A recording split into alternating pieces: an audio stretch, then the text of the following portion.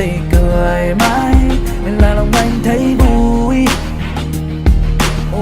Bên em một giây lòng anh xuyên xao, muốn ôm lấy người mãi mà lòng đâu dám bước lên. Vầng môi sau kia chứa bao yêu thương ngọt ngào mà anh vừa trao đến em.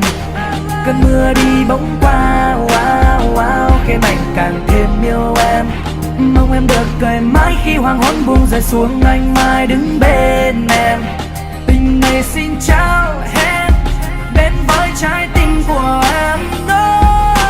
Muốn ôm em bên em, cầm tay đi suốt quãng đường còn lạnh của đôi ta. Hát cho em câu ca tình yêu của anh tặng em, bài ca mãi chào em.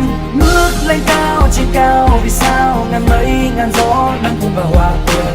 Mãi mãi mãi mãi yêu mình em, anh là người luôn yêu em, là người luôn yêu em, là người luôn yêu em, là người luôn yêu em, là người luôn yêu em. Vầng môi sau kia chứa bao yêu thương ngọt ngào mà anh vừa trao đến em. Cơn mưa đi bỗng qua, wow, wow, khiến anh càng thêm yêu em. Mong em được cười mãi khi hoàng hôn buông rơi xuống, anh mãi đứng bên em. Tình này xin trao hết đến với trái tim của em. Muốn ôm em bên em, cầm tay đi suốt quãng đường còn lạnh của đôi ta. Hát cho em câu ca tình yêu của anh tặng em, bài ca mãi chào em.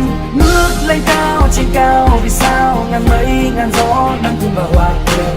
Mãi mãi mãi mãi yêu mình em, anh là người luôn yêu em. Mãi bên em mà, mãi bên em mà, mãi bên em yêu wow, yêu wow.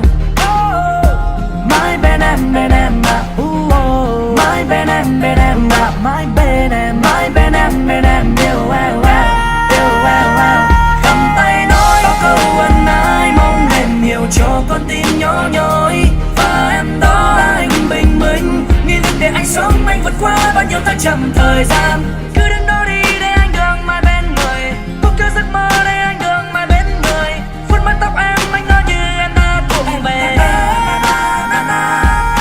Muốn ôm em bên em, cầm tay đi suốt quãng đường còn lạnh của đôi ta. Hát cho em câu ca tình yêu của anh tặng em, bài ca mãi chào em.